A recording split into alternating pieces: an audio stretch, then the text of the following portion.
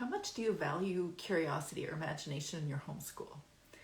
I've been working on my website, rewriting things from way back, because as soon as I began homeschooling, I took myself to a Starbucks every Wednesday night, grabbed what was it at the time, a latte and a pumpkin spice scone.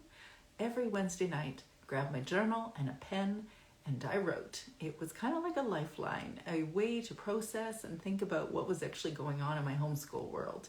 And I am so glad I did, because at about maybe the 5th or 6th month in, I began writing a blog. And I essentially had no idea how to blog, really only figured out how to do it in the last maybe 6 months.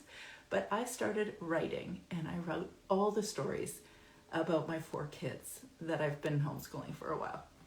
So I'm so glad I did, because I came across this one gem about curiosity. Couldn't believe that I wrote this so many years ago. This is how I still think. And wouldn't you believe I read this the same day that I started seeing things popping up around in books, in websites, things like that, that were all about how we should fuel our kids' education based on their imagination. I was rereading that, listening to it again, and this is what I had written. 2 guys played in their garage tinkering with computer stuff for years. They became rather successful. Do you know who they are?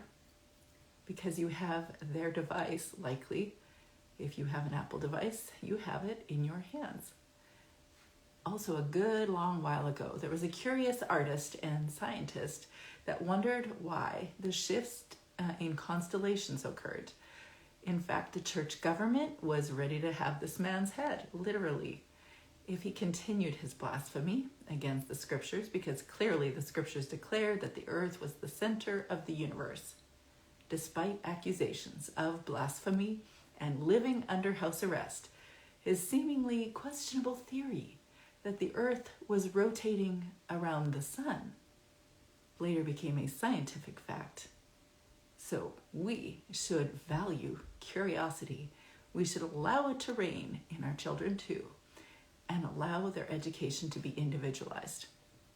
If you want to learn how to deschool your homeschool, you can download the Deschool Your Homeschool checklist, which you'll find in the link in my bio.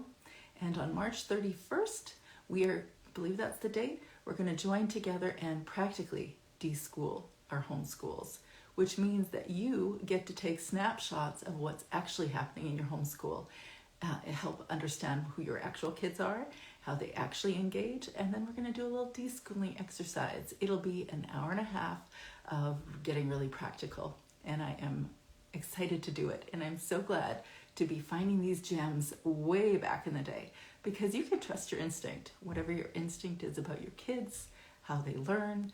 If curiosity and imagination and play really factor into your kids' education, well, you will see it, and fast. If you have any thoughts or comments, you can put them in the comment section down below, and I'd love to hear from you.